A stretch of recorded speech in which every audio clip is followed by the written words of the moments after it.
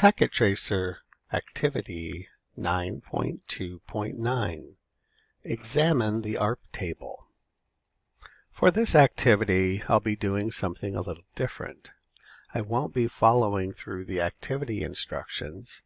Instead, I'm going to have us place the network in a simulation environment and then follow ARP requests as they move throughout the network, while also looking at the ARP tables. At the beginning, the network devices are not going to know about each other until packets are sent across the network. Now we can do some verification here. I can open one of the computers, go to the command prompt and do an ARP-A command, and notice that there are no ARP entries for this computer. If you do this, the other devices, you'll notice the same thing. The router does show a little bit of a different bit of information here. So I'm going to do an enable command to get to an elevated command prompt and then do a show ARP. Now you'll notice here that it does have an entry, but this entry actually is its own port here, connected down to this network here. This is an oddity of this device. I also want to show you something here a little odd that can happen. Let's say you forgot the show command and you just pressed ARP. You'll get this translating ARP. Now what it's doing here is it's trying to do a name server lookup for this. Since we don't have a name server connected to our network, it's just going to sit here and spin for quite some time. If you get into this issue, go ahead and press the Control, the Shift, and the 6 key simultaneously, and this will take you out of this.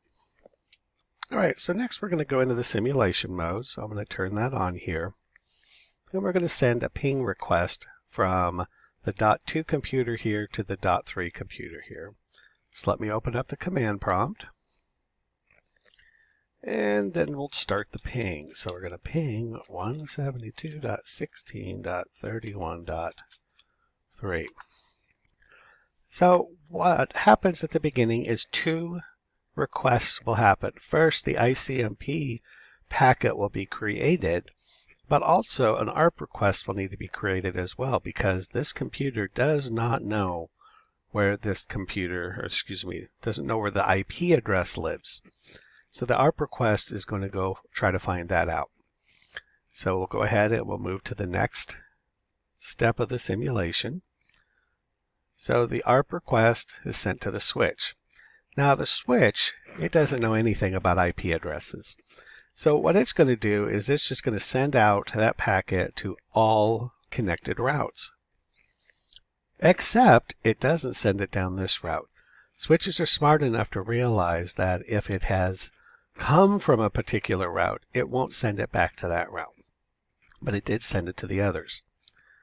The right X's here indicate that this device says, hey, I am not the IP address you're looking for.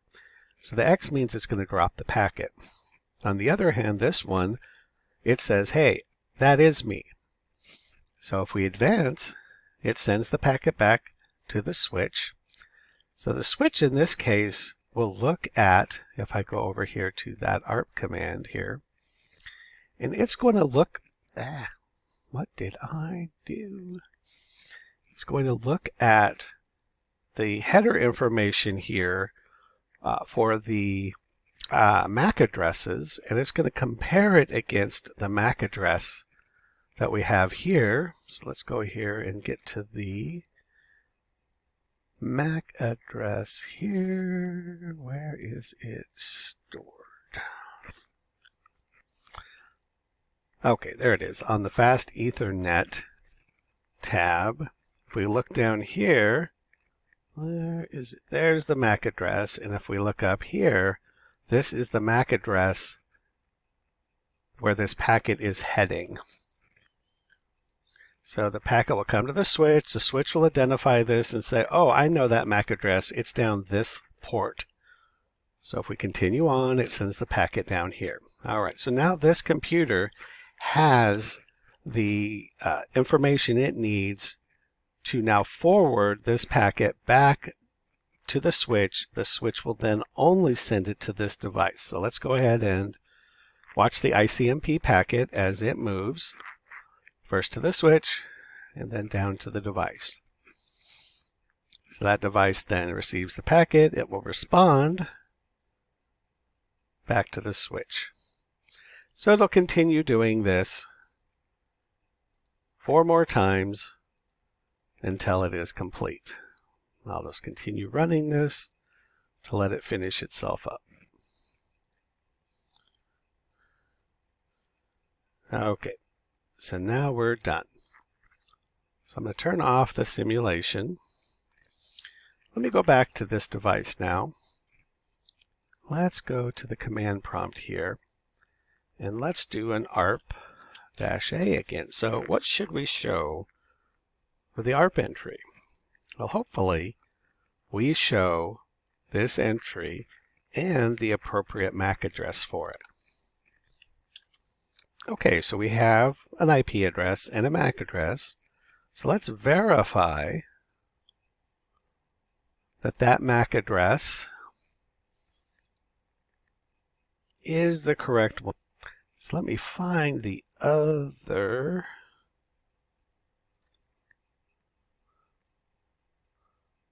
item here. So the MAC address should be .2849, and it is. So that worked appropriately. So now let's investigate what happens when we try to ping across the network, across 2 different networks. So let's go ahead and let's go to the .4 computer, and we'll do a ping across the network. So I need to put this in simulation first. Try to get this out of the way somewhat. Go to the desktop, go to command prompt, and I'm going to ping 10.10.10.2. All right. So as before, we have 2 packets that have been created. Sorry, trying to get this somewhere where I can see things a little better. 2 packets have been created, the ICMP request and the ARP. Since this does not know where this lives, the ARP has to be created in order for it to find that. So let's go ahead and advance the simulation. As before, the ARP request moves to the switch. The switch will then send the ARP request out to all of the devices. Neither of these is it. But look, the router says, I am the device. But that's not right. The IP address of this is not the IP address of this. So what's really going on here? Well, what's happening is this router looked at the IP address here, and it recognized that it knew where that IP address lived, and it was off of this route. So this router does what's called a proxy ARP. It acts as a proxy for the other network and says, hey, you can send requests through me. This is the idea behind the default gateway. Sometimes if you need to find something, the default gateway needs to provide you that information. All right, so let's go ahead and let's continue the simulation. So the router then sends back the packet to the computer.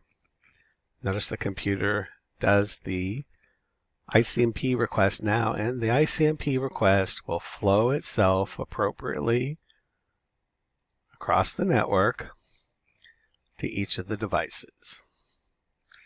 Now we're at the access point now. Now the access point is going to act like a switch. So it's going to send it out to both devices. Notice we get the failure. This says, hey, I'm that item, or I'm that IP address. So then it will send it back. Notice the access point knows better than to not send it back down here again. But the switch sent out a request, unfortunately, again. Okay, So the ICMP request in this particular event failed. Now, why did it fail? It was taking a little bit too much time and the packet timed out. So the computer over here says, okay, I didn't get a reply, so let me send it back again.